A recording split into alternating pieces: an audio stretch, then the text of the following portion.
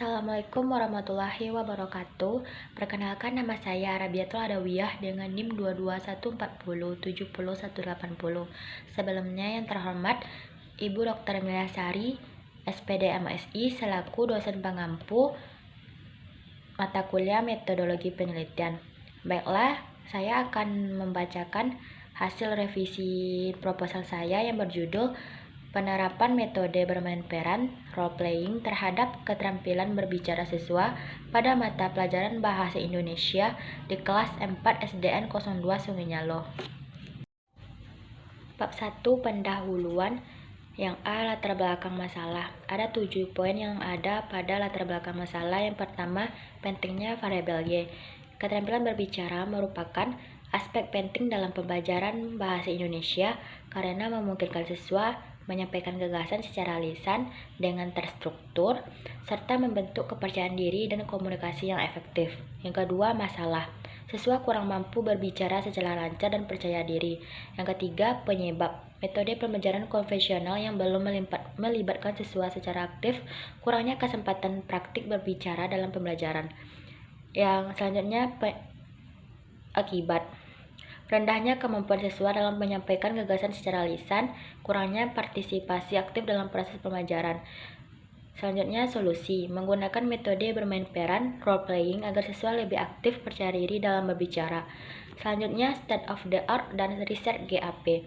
Penelitian terdahulu seperti yang dilakukan oleh Indri Partiwi tahun 2021, Iza Aulia Hafazoh 2023 dan Ellen tahun 2023 menunjukkan bahwa metode ini mampu meningkatkan berbagai aspek keterampilan berbicara siswa, antara lain kelancaran pelafalan, penguasaan kosakata, dan keberanian berbicara di depan umum. Penelitian ini berupaya mengisi celah yang masih kurang dikaji, yaitu kurangnya eksplorasi terhadap faktor psikologis yang memengaruhi kemampuan berbicara siswa, seperti rasa percaya diri, kecemasan saat berbicara, dan keberanian tampil di depan kelas. Yang terakhir yaitu novelty atau kebaharuan penelitian.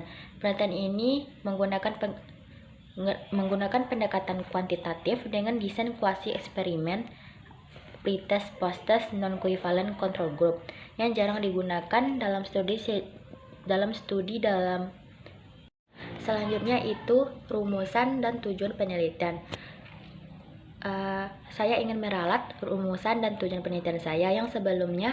Apakah terdapat pengaruh yang signifikan dari penerapan metode bermain peran role-playing terhadap kemampuan berbicara siswa dalam pembelajaran bahasa Indonesia di kelas 4 SDN 02 Sungai Nyalo? Dan saya ingin meralatnya dengan sebagai berikut, yaitu rumusan masalah penelitian ini yaitu bagaimana penerapan metode bermain peran role-playing terhadap keterampilan berbicara siswa dalam pembelajaran bahasa Indonesia di kelas 4 SDN 02 Sungai Nyalo. Selanjutnya, tujuan penelitian. Sebelumnya, tujuan penelitian saya yaitu bertujuan untuk mengetahui pengaruh penerapan metode bermain peran dan role-playing terhadap kemampuan berbicara siswa dalam mata pelajaran bahasa Indonesia di kelas 4 SDN 02 Sungai Nyalo. Dan tujuan ini saya ralat dengan yaitu penelitian ini bertujuan untuk mengetahui penerapan metode bermain peran role-playing terhadap keterampilan berbicara siswa dalam mata pelajaran bahasa Indonesia di kelas 4 SDN 02 Sungai Nyalo. Selanjutnya itu bab 2 kajian pustaka. Yang pertama, landasan teori. Keterampilan berbicara merupakan kemampuan untuk mengungkapkan pikiran, ide, dan perasaan melalui bahasa lisan secara runtut, jelas, dan efektif. Yang kedua, metode bermain peran adalah suatu bentuk metode pembelajaran aktif di mana siswa diminta memerankan tokoh atau situasi tertentu yang dirancang untuk melatih keterampilan komunikasi dan memahami materi pelajaran secara kontekstual. Yang kedua itu kerangka berpikir. Siswa di kelas 4 SDN 02 Sungai Nyalo masih kesulitan dalam keterampilan berbicara karena metode pembelajaran yang kurang melibatkan siswa secara aktif. Untuk mengatasi hal tersebut, digunakan metode bermain peran, role playing. Yang ketiga yaitu penelitian yang relevan. Penelitian yang dilakukan oleh Ellen tahun 2023 di SD Impres dengan skripsi yang berjudul Penerapan Metode Role-Playing dalam Meningkatkan Kemampuan Berbicara Bahasa Indonesia Siswa Kelas 4 SDN Impres Mongon Sidi menunjukkan bahwa penerapan metode role-playing berdampak positif terhadap peningkatan kemampuan berbicara siswa. Selanjutnya, hipotesis. Yang pertama, hipotesis 0. Tidak terdapat pengaruh yang signifikan antara penerapan metode bermain peran role-playing terhadap keterampilan berbicara siswa pada mata pelajaran Bahasa Indonesia kelas 4 SDN 02 Sunginyalo. Yang kedua, hipotesis alternatif. Terdapat pengaruh yang signifikan antara penerapan metode bermain peran role-playing terhadap keterampilan berbicara siswa. Selanjutnya yaitu bab 3, metodologi penelitian. Yang A, jenis penelitian. Penelitian ini menggunakan pendekatan kuantitatif dengan metode penelitian eksperimen kuasi atau quasi experimental research. Yang B yaitu desain penelitian. Desain penelitian yang digunakan adalah pretest, post-test, non-equivalent control group design. Populasi dan sampel.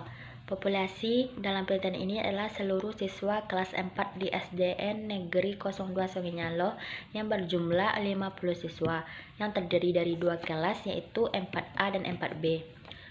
Sampel penelitian yang diambil adalah kelas 4A sebagai kelas eksperimen dan kelas 4B sebagai kelas kontrol.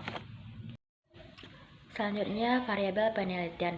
Variabel X adalah metode bermain peran atau role-playing. Sedangkan variabel Y atau variabel terikat adalah keterampilan berbicara pada mata pelajaran Bahasa Indonesia. Selanjutnya yaitu teknik pengumpulan data dan analisis data. Di sini saya akan meralat teknik pengumpulan data dan analisis data saya yang sebelumnya yaitu teknik pengumpulan data yang digunakan dalam penelitian itu tes dan angket. Tapi di sini saya akan meralat hanya tes saja, yaitu tes lisan digunakan untuk mengukur keterampilan berbicara siswa sebelum dan sesudah perlakuan, pretest dan post-test.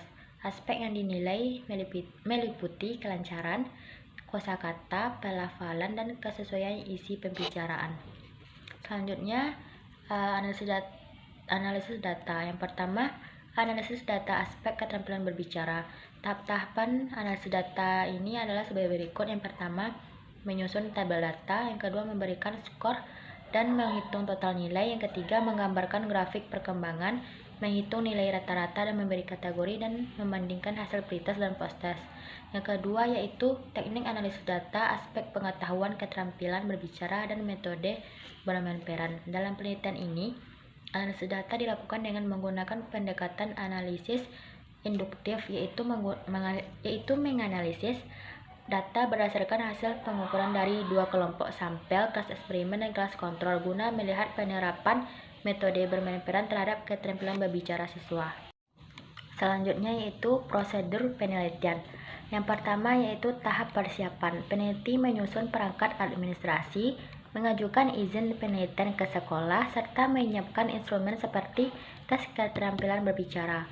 Yang kedua yaitu tahap pelaksanaan. Mencakup pemberian pretest penerapan metode bermain peran pada kelas eksperimen dan pembelajaran konvensional pada kelas kontrol, diikuti dengan post-test untuk kedua kelompok.